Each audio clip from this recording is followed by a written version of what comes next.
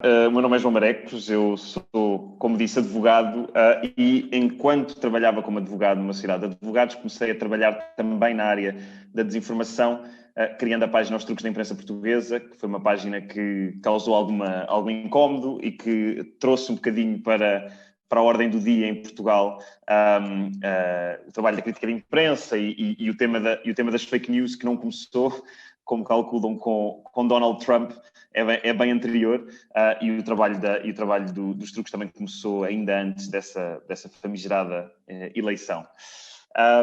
E desde aí, trabalhando como advogado, comecei também a trabalhar com a Organização Mundial de Saúde e, eventualmente, cheguei a este projeto, onde trabalho tanto com o Dr. Francisco Goiânia da Silva como com o Dr.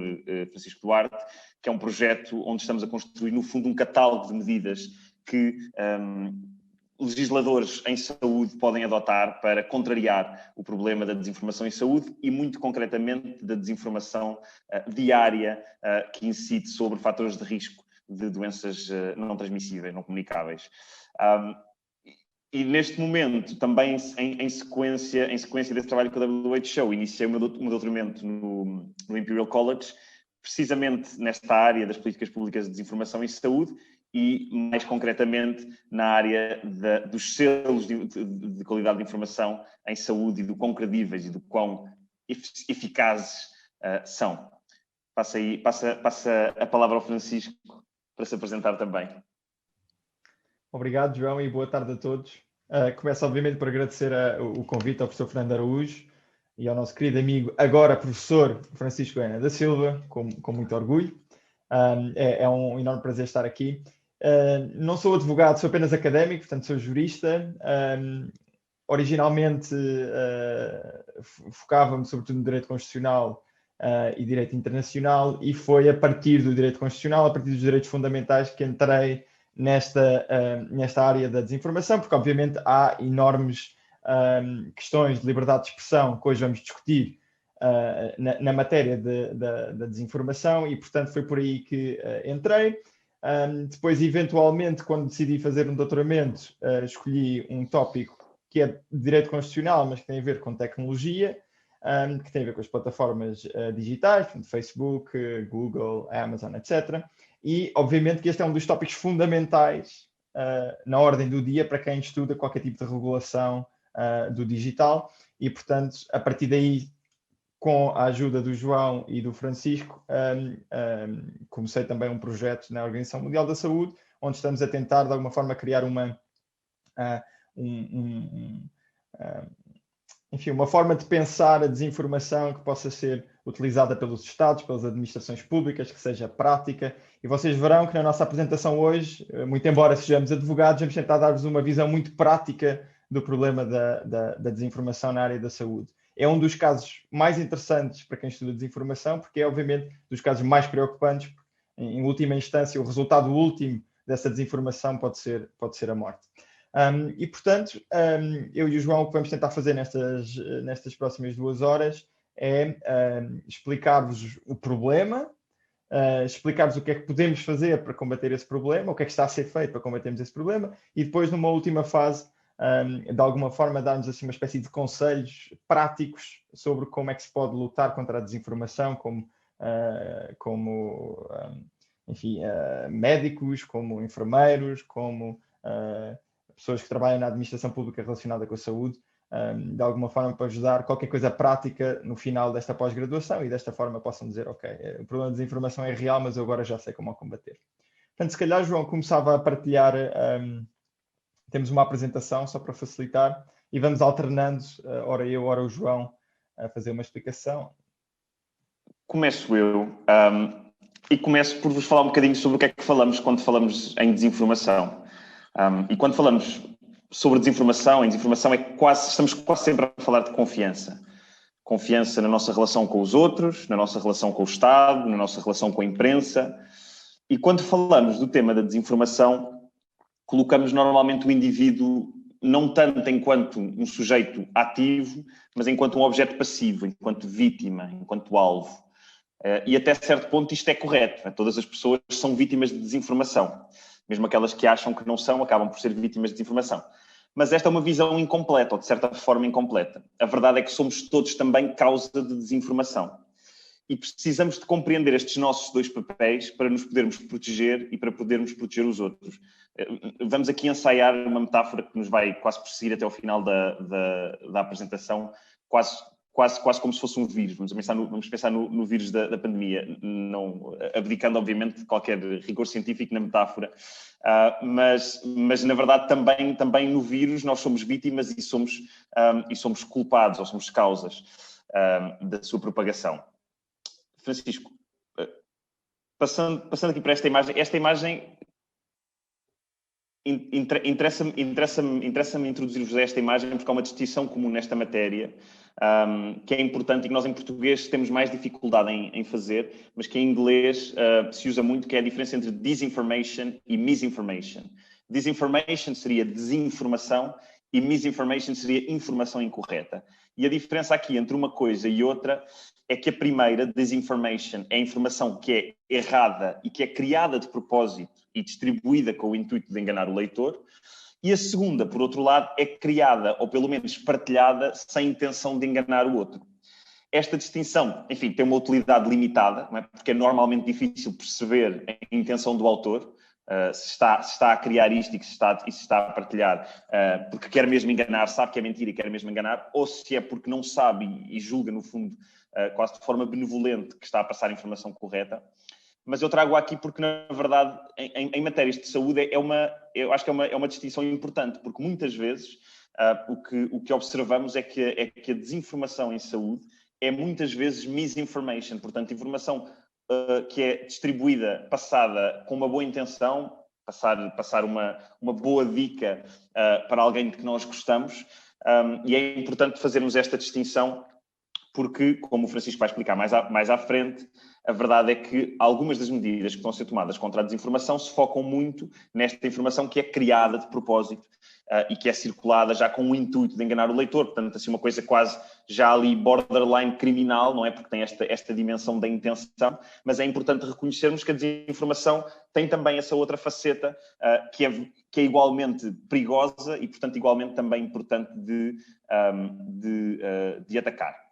Passando para o próximo slide, nós queríamos dar-vos assim uma espécie de um mapa de quais é que são no fundo, as circunstâncias típicas em que se observam desinformação em saúde. A primeira das quais é-nos agora muito familiar, não é? Que é esta circunstância da infodemia e que é a desinformação que ocorre numa situação de crise.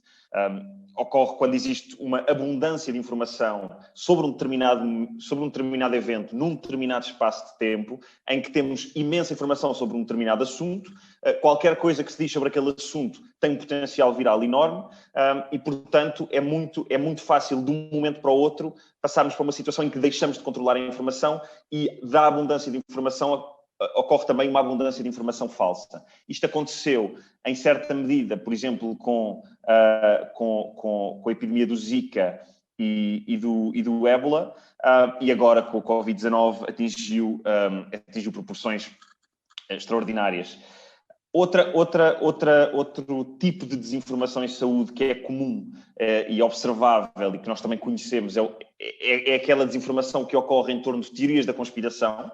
Ao contrário da infodemia, isto não é tão localizado no tempo, é uma coisa que acontece, mas que é muito focada numa determinada tese conspirativa sobre, enfim, teias de poderes e de intenções malévolas que fazem com que, por exemplo, e falando agora na mais conhecida teoria da conspiração, pelo menos naquela ao qual é reconhecido maior impacto, o movimento dos anti-vaxxers, já antes até da vacinação do Covid-19, muito relacionada, por exemplo, com efeitos secundários, falou-se do autismo, e que, no fundo, esse episódio, essa teoria da conspiração, teve por base um artigo científico que foi efetivamente publicado e mais tarde retratado, e que criou, no fundo, esta ideia de que, de certa forma, as vacinas são não só pouco seguras, mas há uma espécie de uma força, de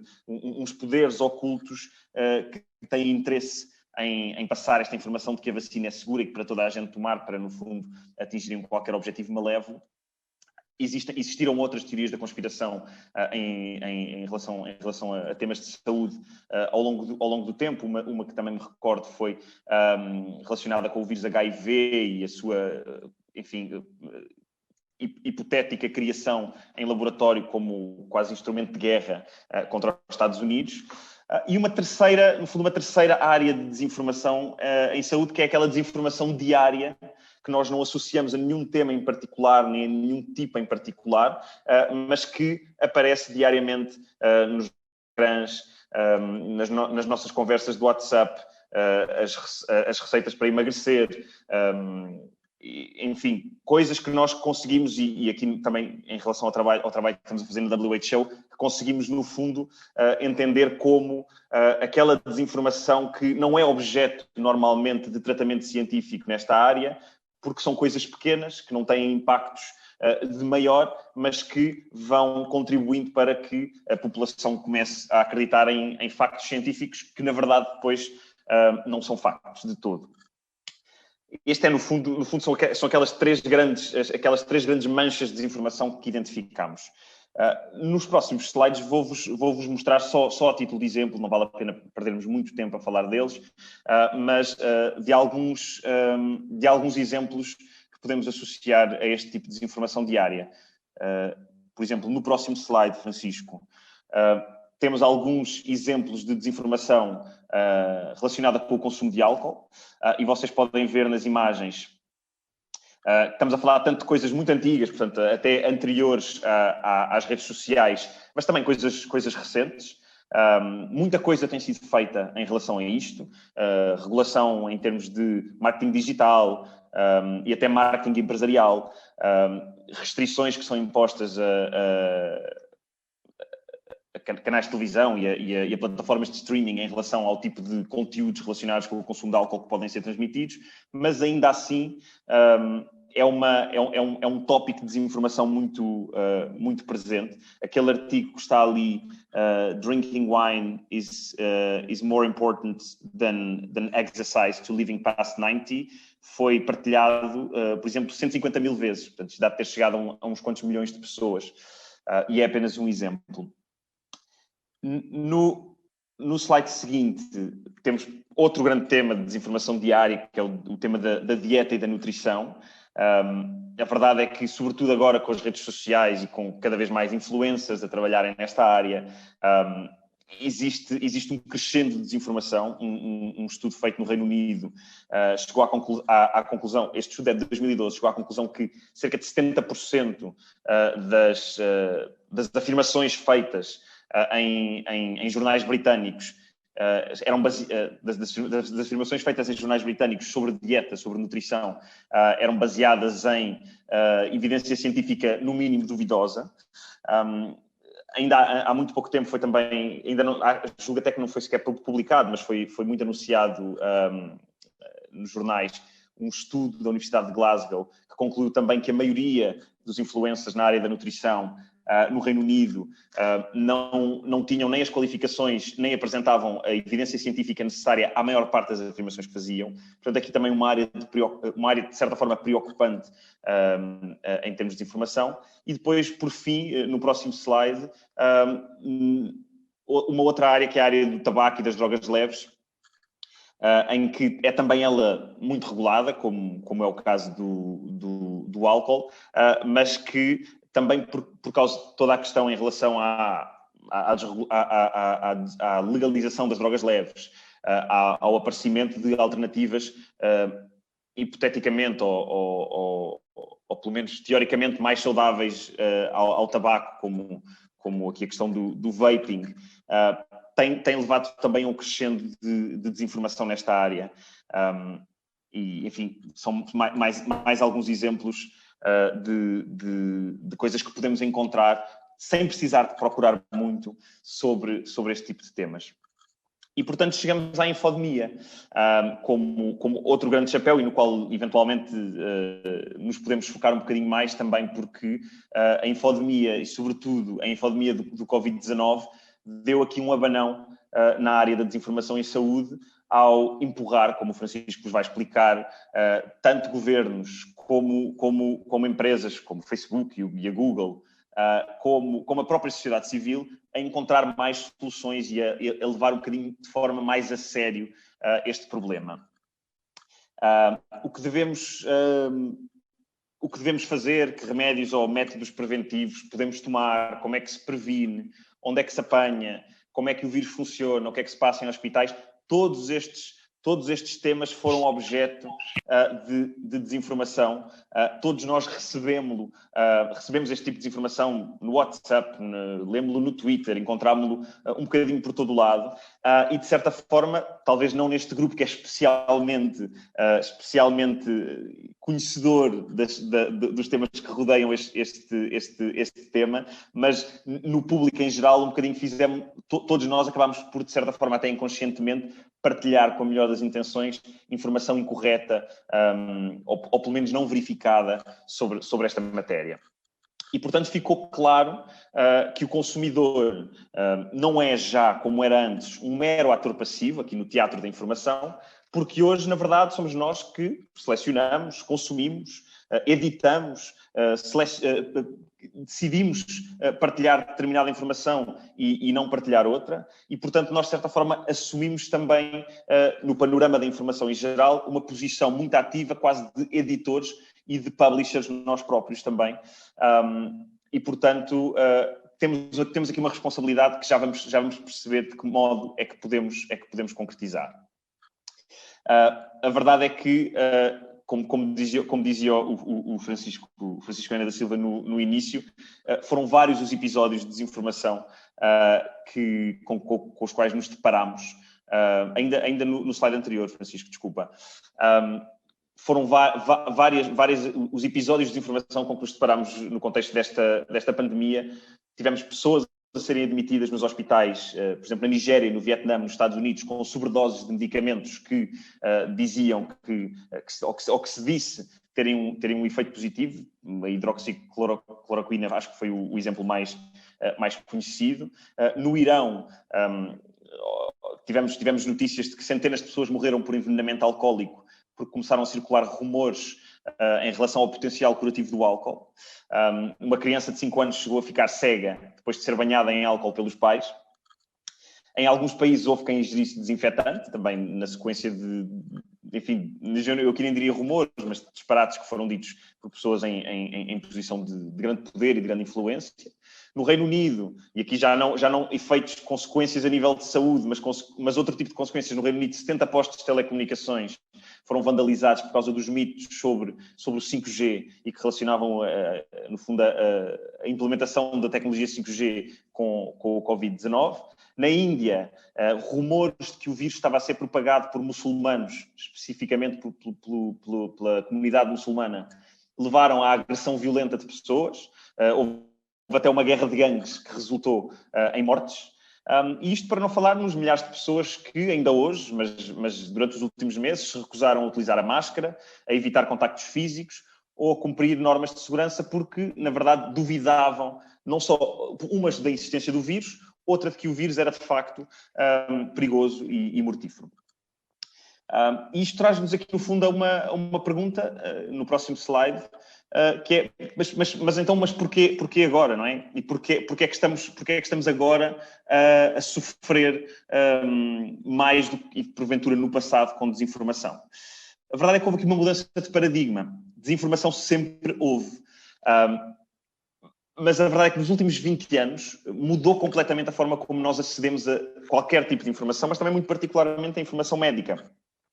Para terem uma noção em termos de escala, em 2000, portanto há 21 anos, eram feitas no Google 25 mil pesquisas diárias. Em 2020 eram mais ou menos 3,5 mil milhões de pesquisas diárias. Este contraste é maciço, não é? É uma coisa que explica bem o tipo de transferência de meio de acesso à informação que ocorreu nos últimos 20 anos.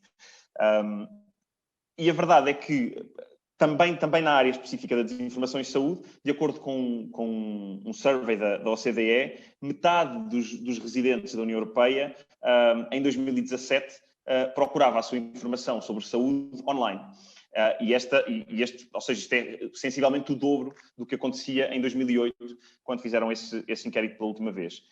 E em 2019, a Google também, em entrevista ao The Telegraph, um representante da Google disse que apenas em 2019, eles tiveram mais de 1.000 milhões de pesquisas relacionadas com saúde, em temas como sintomas, medicação, tipo de tratamentos que podem ser implementados. E, portanto, isto é algo que vocês provavelmente já discutem noutras matérias, a forma como os pacientes acedem à informação mudou também drasticamente. E a verdade é que a informação em saúde, como podem ver no próximo slide, a informação em saúde é um tipo de desinformação. A desinformação em saúde é um tipo de desinformação particularmente atreito a tornar-se viral. E porquê?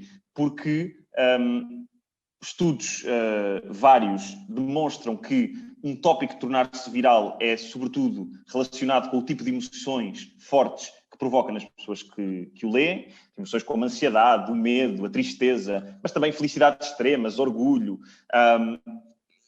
São esse tipo de temas que causam mais emoção às pessoas e que, portanto, também se tornam mais virais. E os temas relacionados com a saúde, as histórias relacionadas com a saúde, as descobertas científicas ou as grandes conspirações são, por causa desta importância tão central da saúde nos nossos dias, são temas que, obviamente, estão quase feitos, montados para serem grandes sucessos nas redes sociais.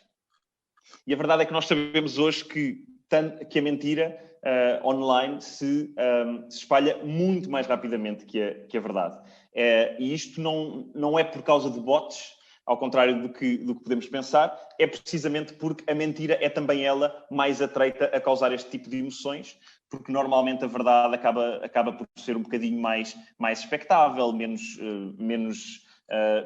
menos atreita a causar-nos indignação. E, portanto, quando juntamos estas duas coisas, informações falsas e criadas, muitas delas às vezes também com o intuito de de provocar essas emoções, e quando estamos a falar em temas de saúde, temos aqui um cocktail explosivo para que, tal como acontece, por exemplo, com temas políticos, que também causam muita comoção, termos aqui uma área onde a desinformação pode se desenvolver de forma quase rampante e com consequências reais, como podemos ver no próximo slide. Consequências que podem passar tanto pela adoção de comportamentos perigosos, tanto para nós como para os outros, a adoção de comportamentos que são, de certa forma, inocentes, mas que são adotados em substituição de tratamentos atuais, não é? Por exemplo, eu achar que beber sumo de limão vai curar o meu cancro, é um comportamento inocente na medida em que não me vai fazer mal, mas se substituo uma terapêutica com efeitos reais por uma terapêutica sem qualquer tipo de efeitos, é também um tipo de consequência muito real e muito prejudicial. Estamos também a falar de consequências emocionais e psicológicas ao nível da saúde mental muito, muito graves, e esta pandemia talvez um bom exemplo do tipo de consequências que podem surgir quando estamos mal informados ou quando estamos sobre-informados e, portanto, também não somos capazes de distinguir o que é informação verdadeiramente útil daquela que é informação a mais. Outro tipo de consequência também muito real e também muito observável durante esta pandemia é o tipo de consequências que destrói ou, de certa forma, prejudica a aplicação de políticas públicas de saúde. A questão das máscaras e no fundo, toda a ideia de que o tipo de políticas públicas que estão a ser implementadas não funcionam ou se baseiam em ciência falsa, acaba por fazer com que as pessoas não as cumpram e, por consequência, que agravem o problema. E também, e para terminar, o tipo de consequência que é o descrédito das instituições de saúde, o descrédito das instituições científicas e o descrédito da própria indústria, e neste caso muito específico, da indústria farmacêutica. Não existe, apesar de tudo, muita investigação nesta área de quantificar o tipo de consequências e o tipo de danos que realmente decorrem da pandemia. Espero que agora com o Covid-19 e com tanta coisa para poder trabalhar, isso mude. E, portanto, terminando aqui, no fundo, a minha parte, chegamos a esta conclusão que a desinformação, de certa forma, se comporta como um vírus. Já tinha falado do estudo, que é um estudo do MIT, que foi muito focado no Twitter, que chegou à conclusão de que as notícias falsas viajam mais rápido que as notícias verdadeiras, e não viajam só mais rápido, viajam mais profundamente dentro dos vários círculos sociais, viajam mais longe, permanecem durante mais tempo nas nossas timelines. Somos nós, os utilizadores humanos, e não os bots, os grandes responsáveis por estas diferenças de sucesso das notícias falsas nas redes sociais. E, portanto, a desinformação é um vírus que se espalha sobretudo por nossa causa, por causa dos nossos comportamentos, ainda que bem intencionados, e nesse aspecto acaba por ser muito parecido com o vírus, e agora aqui de forma muito presente com este coronavírus. E existem vários remédios para a desinformação. Eu vou deixar o Francisco falar-vos de alguns deles, de vários deles, e depois no final podemos discutir um bocadinho, ou podemos ver um bocadinho até que ponto é que estes remédios servem para corrigir, no fundo, esta infodemia que está em curso. Francisco, se quiseres continuar. Obrigado, João. Enquanto falavas, lembrei-me de uma coisa que vi hoje de manhã. Um professor, por acaso, de Direito Constitucional muito bom americano, deu uma palestra grande numa conferência, e começou a palestra que era sobre desinformação e os perigos da desinformação para a democracia, incluindo para a saúde pública. E ele começou a palestra dizendo: não sei se já ouviram que o Tiger Woods, o famoso golfista, se vai reformar amanhã. Apresentou o final da sua carreira. E eu achei aquilo muito estranho, porque tinha visto o Tiger Woods a jogar, ainda por cima a fazer um grande jogo a semana passada. E pensei, não acredito nisto. Mas acreditei imediatamente, depois fui ao Google. E ele, enquanto eu estava a ir ao Google, enquanto nós todos no Zoom fomos ao Google verificar, ele disse: não, obviamente que isto é mentira.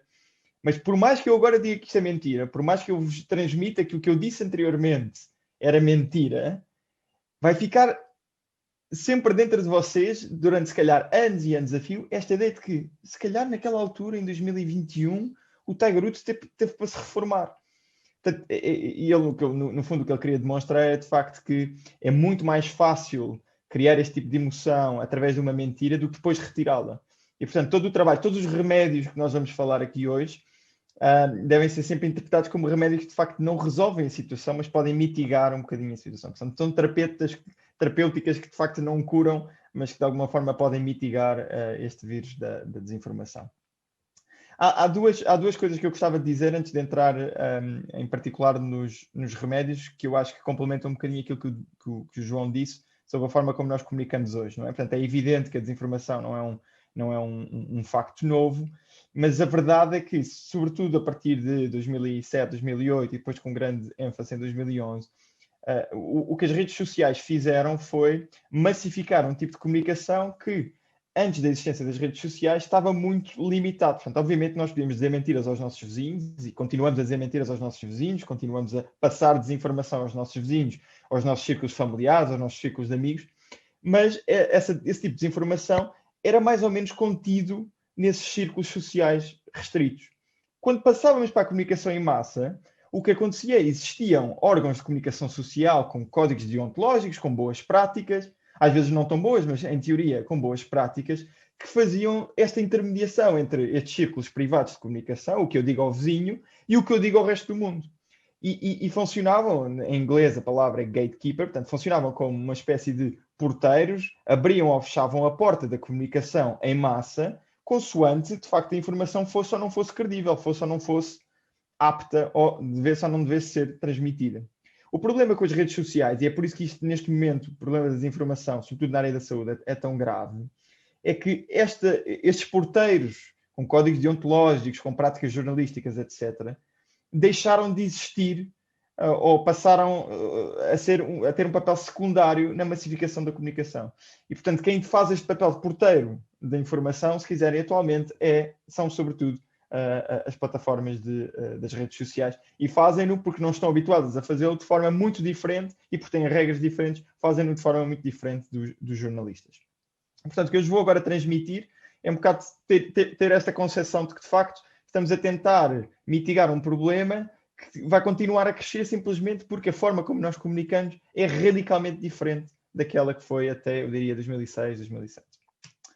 Mas para não desesperarmos, e porque nós não queremos sair desta pós-graduação com a ideia de que não há nada que se possa fazer contra a desinformação, eu e o João gostávamos de explicar em vários níveis de soluções que estão a tentar ser, que estão a ser aplicadas ou que estão a ser discutidas e que de alguma forma podem ajudar a mitigar o problema. E nós, como somos advogados e tal, quisemos logo sistematizar a coisa e encontramos esta forma de sistematizar os níveis das soluções. Portanto, o primeiro nível é o nível governamental, portanto, ao nível da administração pública ou ao nível das organizações internacionais. Um bom exemplo é, obviamente, o trabalho que se faz na Organização Mundial da Saúde, mas já vos vou dar exemplos de outras organizações internacionais que, não sendo originalmente talhadas para o fenómeno da saúde, também incorporaram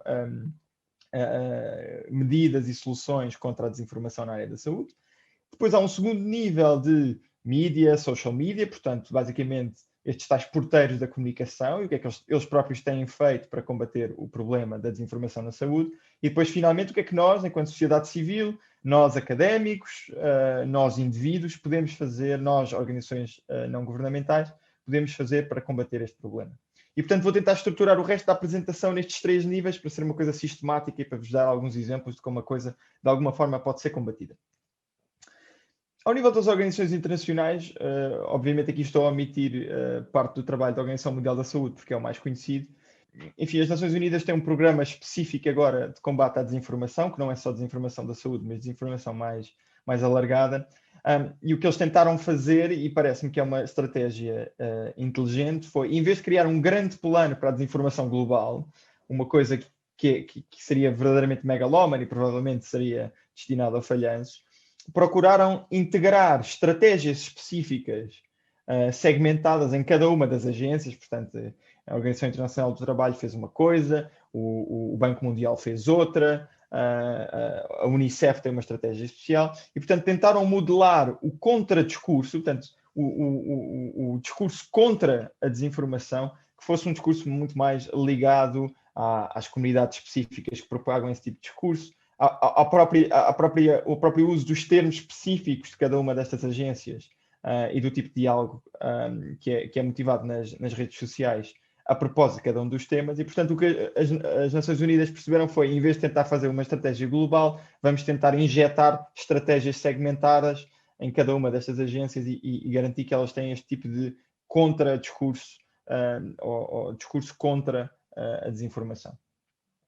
A União Europeia fez uma coisa bastante mais refinada, que podem acompanhar, embora ainda ontem estivesse a ler uma peça, enfim, saiu finalmente um relatório da União Europeia sobre os últimos 5 anos deste plano de ação contra a desinformação. Enfim, o dinheiro que foi posto, o orçamento que foi colocado nisto foi 50 milhões de euros, o que é obviamente quase, risível. Em termos enfim, do combate que se tem que fazer. Mas a ideia da União Europeia no combate à desinformação foi essencialmente, enfim, se quiserem dividir em planos, foram essencialmente 3. Primeiro, criar uma forma de partilhar informação entre os Estados quando uma determinada campanha, sobretudo desinformação, acontecia, portanto, não tanto a tal misinformation, portanto, não aquela, enfim, informação aquela mentira que é espalhada sem grande intenção. Aqui estamos a falar de verdadeiras campanhas de desinformação. A ideia era, detectando-se uma campanha de desinformação no Estado X, tinha que haver um mecanismo qualquer, que é o sistema, na União Europeia se chamou o sistema de alerta rápido, que imediatamente todos os outros Estados da União Europeia pudessem estar a par e, enfim, tomassem medidas de prevenção, no fundo, do contágio daquela campanha de desinformação. Essa foi a primeira ideia da União Europeia. Depois houve uma segunda ideia, que é uma ideia que vamos falar hoje também, e da qual eu e o João somos uns grandes adeptos, que é, enfim, tentou-se investir muito dinheiro na literacia digital e, portanto, garantir que as comunidades digitais estão pelo menos a par da existência destas campanhas de desinformação e dar algum tipo de, como nós estamos a tentar fazer hoje, dar algum tipo de soluções, algum tipo de mecanismos ou instrumentos que possam ajudar a combatê-lo. Depois, tentou-se outra coisa, e isto é muito na linha do que a Catarina dizia, que foi havendo muita dificuldade em legislar diretamente sobre a desinformação, porque lá está, muitas vezes a desinformação é um exercício de liberdade de expressão que ainda é admitido, ainda é admissível, portanto, mentir não é constitucionalmente proibido, não é criminalmente proibido, porque seria um pesadelo, não é? Até porque seria, enfim, Estados totalitários utilizaram durante muito tempo, no século XX, este tipo de mecanismos de censura para limitar a liberdade de expressão. Portanto, não se quis ir por aí e pensou-se, bem, se não podemos limitar a liberdade de expressão de quem diz a mentira, de quem propaga a desinformação, temos que limitar quem a propaga. E fizeram, a maior parte das grandes plataformas de social media, fizeram-nas todas assinar um código de conduta que, embora não fosse vinculativo, tinha uma pressão política enorme e que, de facto, tem sido respeitado por estas grandes empresas, quase todas, sobretudo norte-americanas. No que é que consistiu o código de conduta? É sobretudo uns relatórios de transparência que vocês podem encontrar nos sites de cada uma das plataformas. Normalmente, anualmente, a plataforma tem que publicar um grande relatório dizendo quantas campanhas de desinformação é que detectou, qual é que foi o conteúdo que foi admitido, que foi taken down, portanto, foi retirado da plataforma, porquê que foi retirado, quais é que são os tópicos ou conteúdos que geraram mais controvérsia dentro da plataforma. Neste momento vocês podem encontrar todo esse tipo de dados estão disponíveis publicamente. Porquê? Porque a União Europeia pediu, com a força política da União Europeia pedir qualquer coisa, pediu de forma não vinculativa que estas plataformas o fizessem. Mais recentemente, e é um português que está a dirigir este centro, criou-se o European Digital Media Observatory, é o professor Paiás Maduro que está à frente disto, e a ideia deste observatório é, no fundo, do lado da União Europeia, embora com bastante independência, até financeira, da União Europeia, fazer, ele próprio, enquanto observatório, fazer uma análise do que é que está a acontecer nestas plataformas digitais.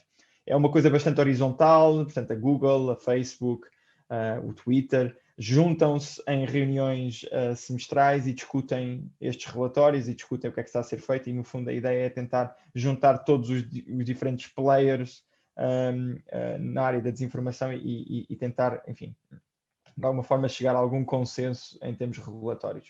Ainda está no início, portanto não sabemos verdadeiramente como é que se vai desenrolar este observatório, mas de qualquer das formas o professor Paiás Maduro está à frente disto e, portanto, isso eu acho que será um bom sinal, é um bom académico, estudou muito isto e, portanto, em princípio, terá bons resultados.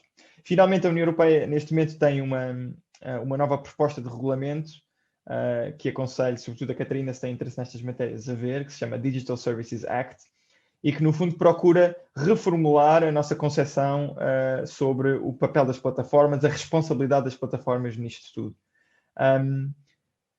Eu acho que de forma interessante, não vai tão longe como que a Catarina dizia, não destrói propriamente os princípios fundamentais que nós incorporámos dos Estados Unidos nos anos 90 e no início dos anos 2000, de facto a ideia é não haver responsabilidade das plataformas a menos que elas tenham conhecimento, não se impõe uma obrigação de alguma forma monitorizar constantemente a existência de desinformação ou a existência de conteúdos ilegais. Portanto, é uma coisa muito mais passiva. Se tiverem conhecimento, portanto, se algum utilizador, por exemplo, se a Catarina detectar um conteúdo que claramente é desinformação e que, para além de ser desinformação, é um conteúdo ilegal, porque, por exemplo, chega ao ponto, ao standard de ser discurso de ódio, bom, e a Catarina aí tem a possibilidade de dizer que aquele senhor, este conteúdo deve ser eliminado.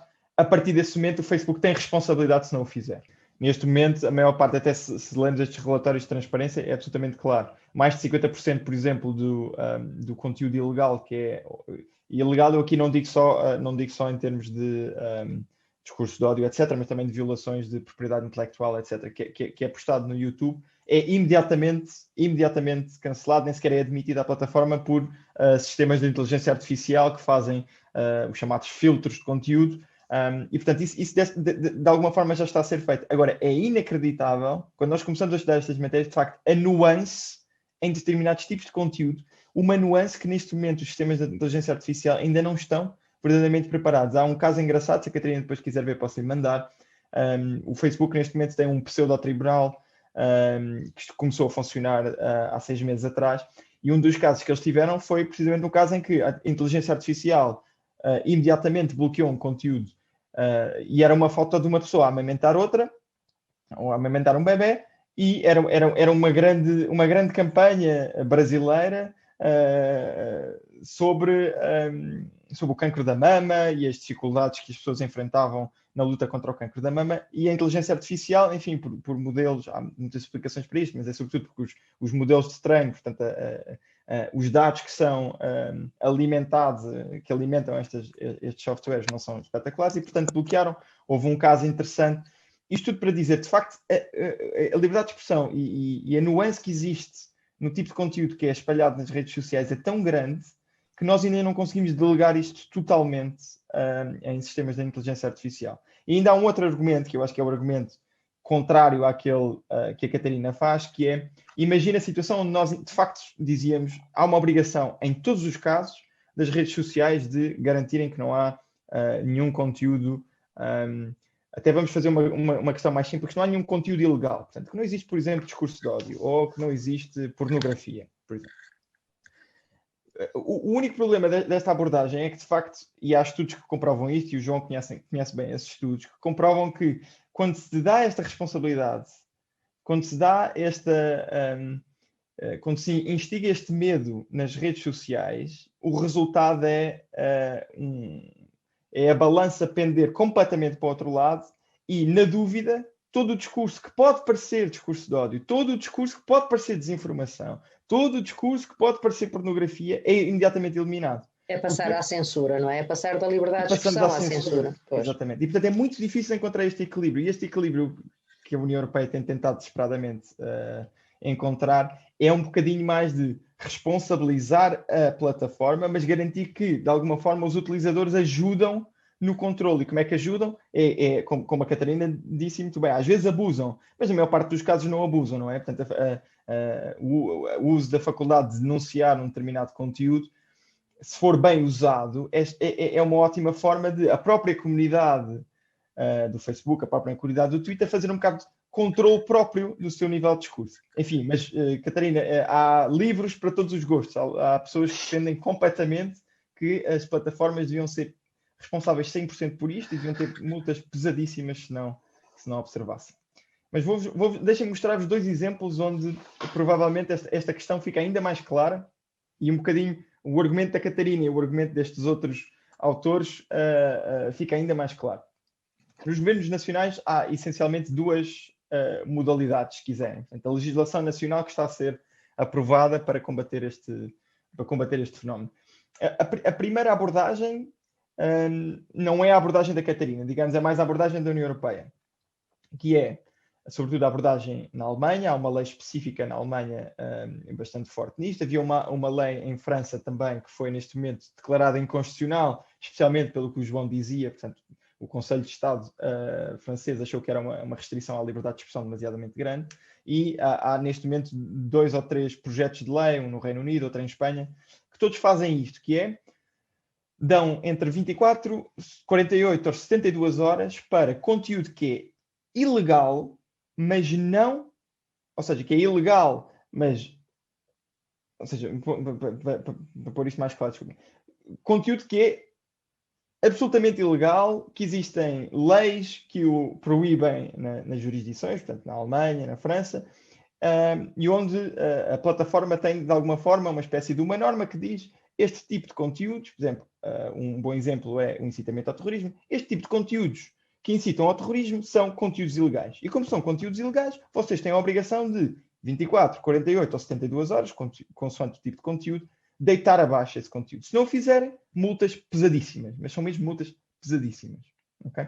Isto é, se quiserem, a mentalidade europeia, a abordagem europeia. Vamos garantir que o conteúdo que é ilegal é completamente destruído, é completamente saneado das plataformas. O conteúdo que não é ilegal, e repare que a maior parte das situações que o João falou não são conteúdos ilegais, portanto são mentiras, podem até ser campanhas de desinformação, mas não são ilegais, porque continuam a ser, de alguma forma, enfim, o exercício de liberdade de expressão, que não é discurso de ódio, que não é incitamento ao terrorismo, que não é pornografia infantil, etc. Portanto, não há nenhuma lei que o proíba verdadeiramente. esses aí vamos deixar de fora. Vamos deixar que o discurso público resolva. Vamos deixar que as plataformas resolvam elas próprias esse tipo de conteúdo. A outra abordagem, que é uma abordagem que eu até agora só descobri, é a abordagem mais, se quiser, da Catarina, que só descobri um Estado que tem uma lei abertamente que fala disto, que é a Rússia, que são leis chamadas leis contra a fake news. Ou seja, não é só o conteúdo que é ilegal, incitamento ao terrorismo, etc., é também aquele conteúdo que pode ser, em inglês, harmful, que pode, de alguma forma, prejudicar determinados valores. Qual é que é o problema deste tipo de leis? E era o que a Catarina, de alguma forma, já estava a perceber. O problema deste tipo de leis, e é por isso que a Rússia a aprovou, é que depois há uma grande discricionariedade sobre que valores é que nós queremos, de facto, proteger. Não é? O que é conteúdo problemático que não é ilegal, portanto, não é protegido verdadeiramente, ou não é proibido por uma lei, mas que, de alguma forma, continua a ser problemático. E, obviamente, quando se lê a lei russa, enfim, é um bocadinho assustador, porque há uma série de cláusulas que dizem contra a ordem pública, contra o Estado, e, portanto, aí começa-se a ver, de facto, lives de alguma censura. E, portanto, o que se tem tentado fazer em termos de legislação nacional é encontrar, tal qual a União Europeia, encontrar este equilíbrio entre garantir que o conteúdo que é ilegal não está nas plataformas, mas não ir ao ponto de começar verdadeiramente a censurar todo o tipo de conteúdo que nós achemos que é problemático. No meio disto tudo, desta confusão regulatória, portanto, destes dois modelos regulatórios, estão obviamente os players do terreno, as instituições que na prática têm que lidar com isto, que são quer as plataformas, quer, obviamente, os mídias tradicionais. E nos mídias tradicionais, dou-vos só alguns exemplos de coisas interessantes que têm sido feitas. Obviamente que aqui o Polígrafo é conhecido de todos aqui em Portugal. A BBC Academy tem uma série de programas muito engraçados, sobretudo na área da literacia mediática, portanto, dar a crianças, sobretudo, a possibilidade de fazer uns mini cursos interativos muito engraçados em que se explica, de facto, como é que se identifica uma verdade de uma mentira. Mas queria-vos falar, sobretudo, deste projeto, News Provenance Project, que é um projeto do New York Times, que tenta fazer uma coisa completamente inovadora e que me parece muito interessante depois para discutirmos, que é, uma vez espalhado o conteúdo falso, é extremamente difícil, mesmo com fact-checking, mesmo com campanhas de contra-desinformação, conseguir perceber onde é que o conteúdo surgiu, não é? Onde é que a mentira surgiu. A mentira está espalhada, toda a gente a diz, é muito difícil fazer o tracing, não é? Chegar à fonte do problema. E o que estes tipos do New York Times tentaram fazer, e estão ativamente a tentar fazer, é usar a blockchain, portanto, a famosa blockchain que funciona para tanta coisa, incluindo as criptomoedas, utilizar a blockchain para garantir que quando uma determinada, por exemplo, imagem, imaginem um conteúdo qualquer em que alguém está a beber desinfetante e depois uma foto a seguir ele está muito melhor, aquilo resultou. Portanto, tentar fazer este tipo de desinformação visual. O momento em que essa informação é criada é gravado na blockchain e a partir daí, sempre que há uma transferência dessa imagem para onde quer que nós mandemos a imagem, tal qual a blockchain, isso fica registado. Os pontinhos todos ficam registados. E, portanto, se alguém depois quiser fazer uma campanha de contra desinformação, pega nessa imagem, vai ler os metadados que estão na blockchain, vai até ao início da criação do conteúdo e diz, foi aquele senhor que fez isto. E obviamente que isso depois pode chegar foi o Estado X que fez isto, foi a Rússia que fez isto, foi a China que fez isto. Ok? Portanto, é um projeto extremamente engraçado, absolutamente complexo do ponto de vista técnico. Aliás, nós tivemos uma reunião com o diretor do New York Times responsável por isso, ele disse que de facto é megalómano o projeto, mas só para, enfim, vos dar uma ideia de que há projetos muito cutting edge neste momento em termos de desinformação na área dos mídias. As organizações não governamentais têm feito trabalhos espetaculares também, não só a fazer o debunking, portanto, a eliminar as teorias da conspiração com factos verdadeiros, mas têm feito em alguns casos até quase um ataque, espero não estar a ser injusto, mas no caso da Avast, quase um ataque direto ao Facebook a dizer isto é aqui que vocês estão a falhar. E fizeram um relatório bastante exaustivo agora a propósito do Covid, e já tinham feito a propósito de political disinformation, portanto, desinformação na área política da democracia, em que de facto dizem o Facebook falhou aqui, aqui e aqui, e tinha uma responsabilidade porque já tinha conhecimento, etc. Portanto, fazem a argumentação jurídica toda muito bem feita. Depois, se tiverem interesse, tenho todo o gosto em mandar-vos o último relatório da Avaz, que é uma organização que se dedica só ao fenómeno da desinformação, quer política, quer na área da saúde.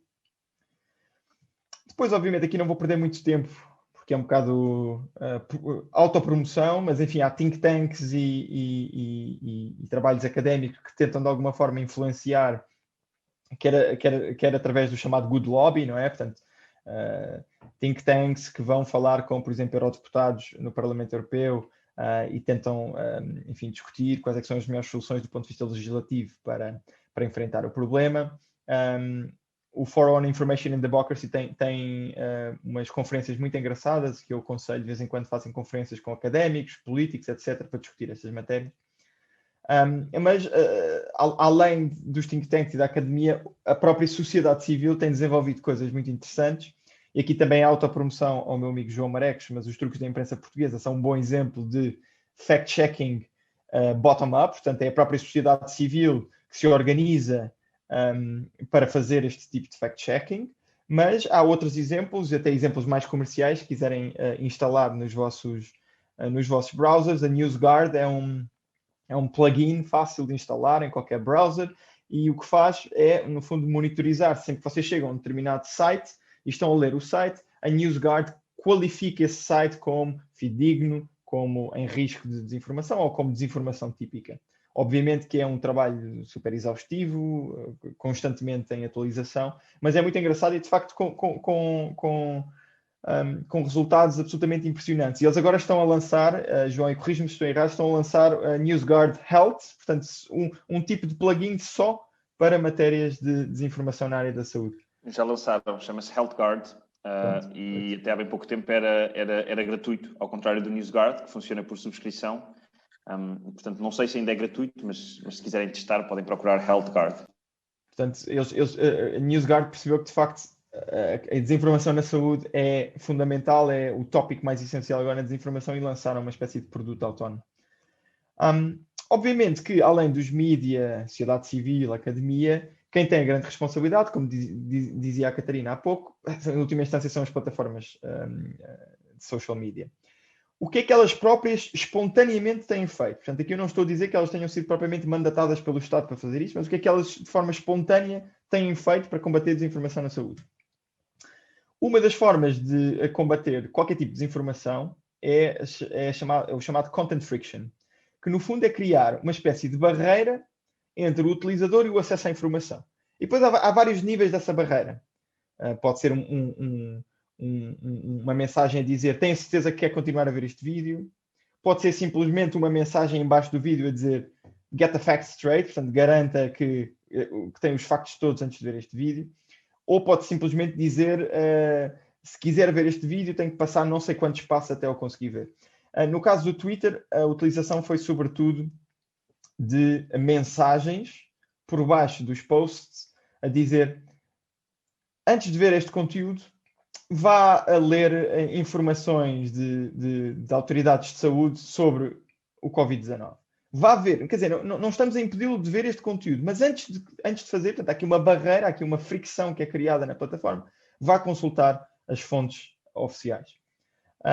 O Facebook fez uma coisa parecida com a nossa, por exemplo, aqui dei o exemplo só da nossa própria Direção-Geral de Saúde, tem uma espécie de information center contra a desinformação do Covid-19, e eu, obviamente, como estava num IP português, tinha aqui uma espécie de recomendações, redirecionamento das pessoas para fontes credíveis, e tinha aqui o site da Direção-Geral de Saúde. Se acedessem, por exemplo, onde eu vivo, de Itália, tinham da Direção-Geral de Saúde italiana. Portanto, é um outro tipo de forma de controlar, de alguma forma, a desinformação, que é garantir que as pessoas têm informação. Não é só deitar abaixo. Nós focamos muito, e muitas vezes eu e o próprio João, porque trabalhamos com estas matérias, focamos muito na parte de deitar abaixo o conteúdo, etc. Mas a verdade é que há uma forma importante de combater a desinformação, que é criar mais informação, criar boa informação. E é isso que o Facebook tentou fazer de alguma forma com estes projetos.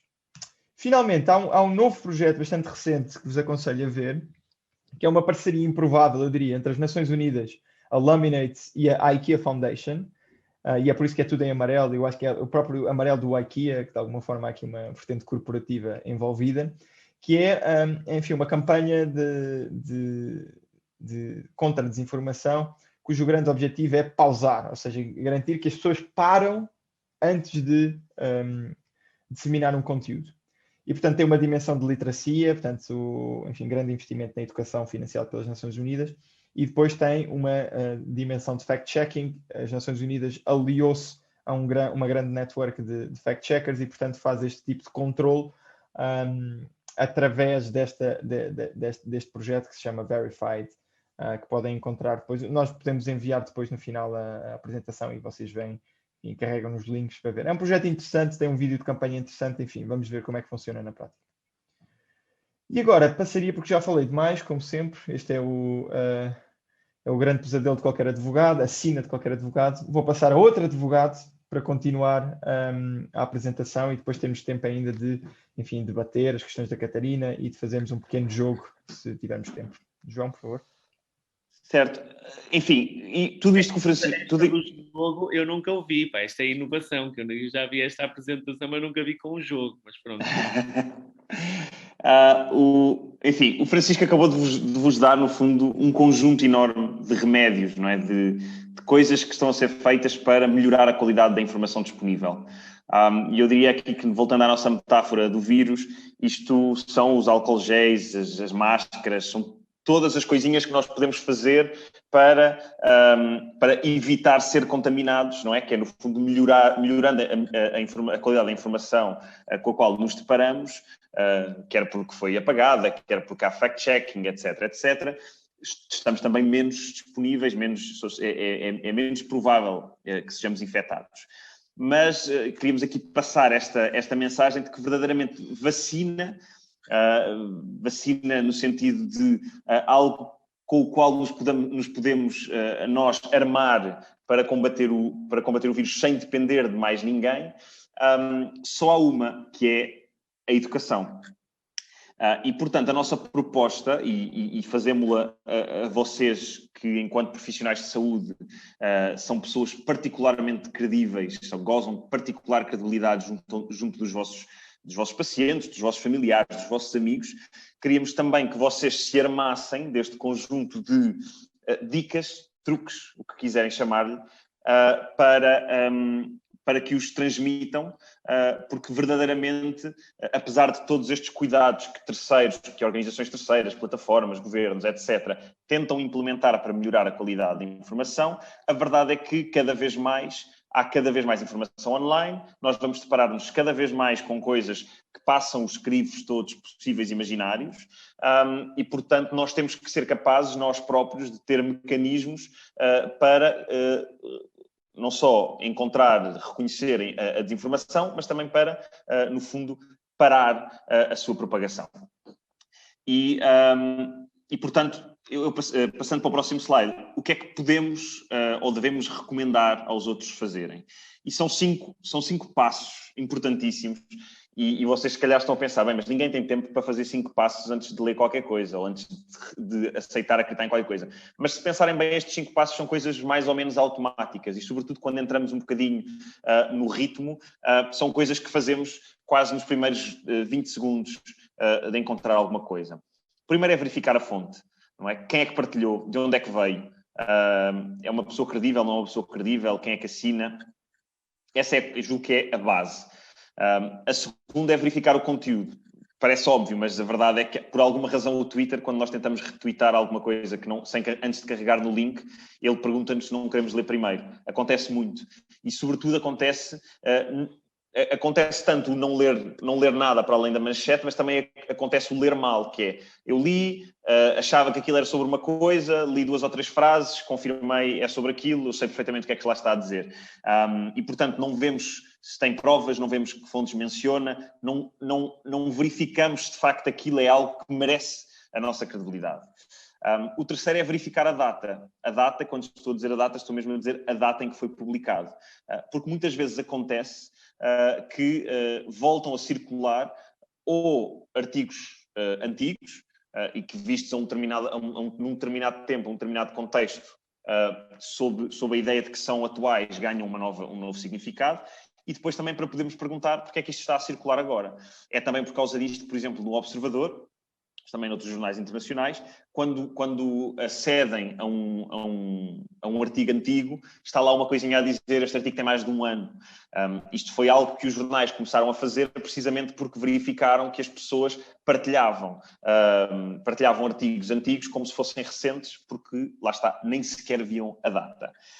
O quarto ponto é verificar a nossa própria posição em relação ao assunto. Esta é talvez a parte mais complexa.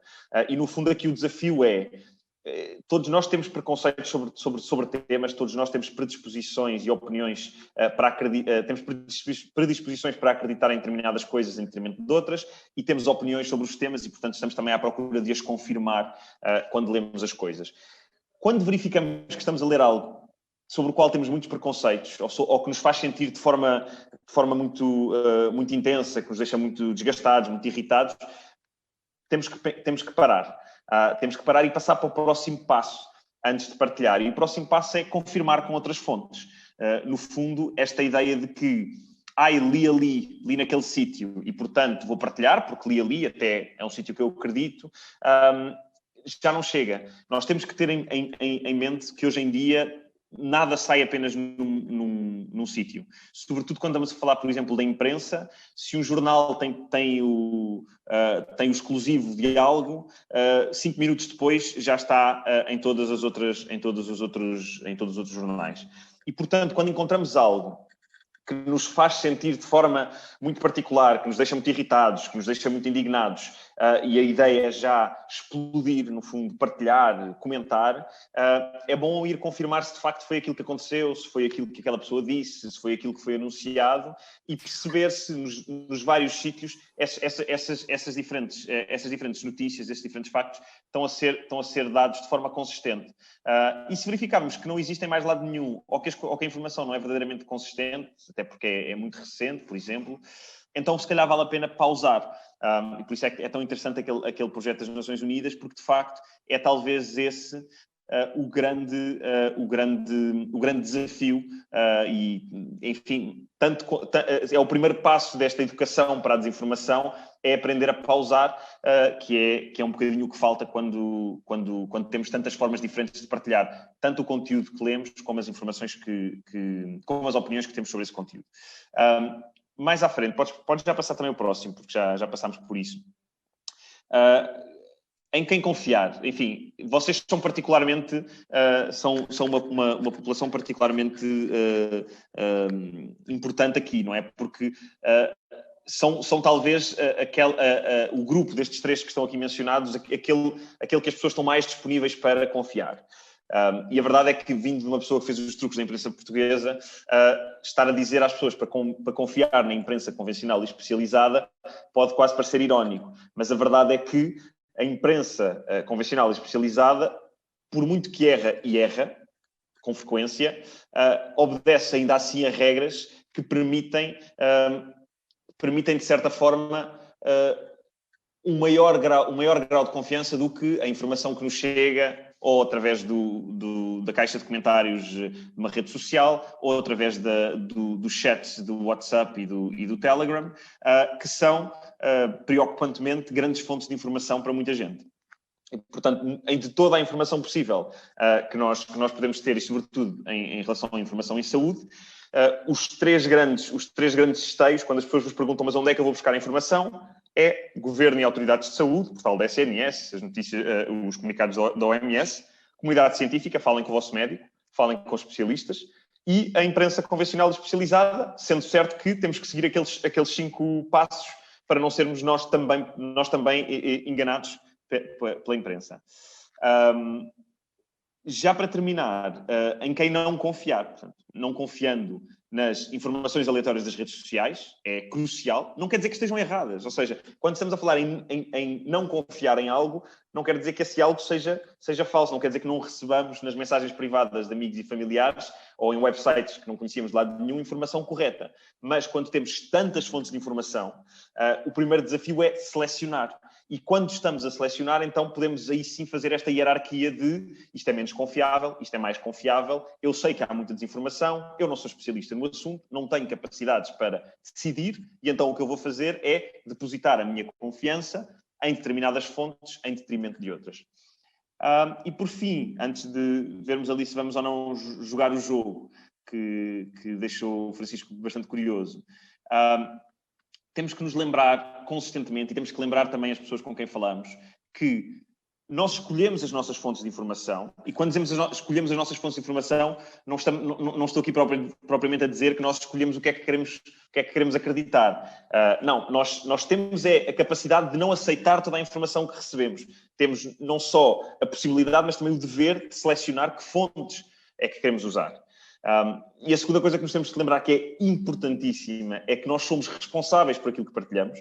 A Catarina estava a dizer muito bem, podemos responsabilizar as redes sociais, e é mais fácil responsabilizar as redes sociais do que responsabilizar os outros, mas o primeiro nível de responsabilidade é o nível de responsabilidade individual, que é, nós quando partilhamos algo, temos que ter a certeza, ou pelo menos um grau de confiança muito, muito, muito elevado, de que quando estamos a partilhar algo, não estamos a partilhar algo que não é verdadeiro, que não é verificado, que pode ser mal entendido, e, portanto, esse grau de responsabilidade individual, lá está, acaba aqui por ser aquela dimensão da vacina, que é, eu sou responsável por travar no meu quintal, no meu espaço, esta propagação. E se todos fizéssemos isso, então, na verdade, não precisaríamos de grandes medidas de chapéu. Claro que sabemos que nem todos fazem isso, mas ainda assim esta mensagem tem que ficar. Somos responsáveis pelo que partilhamos.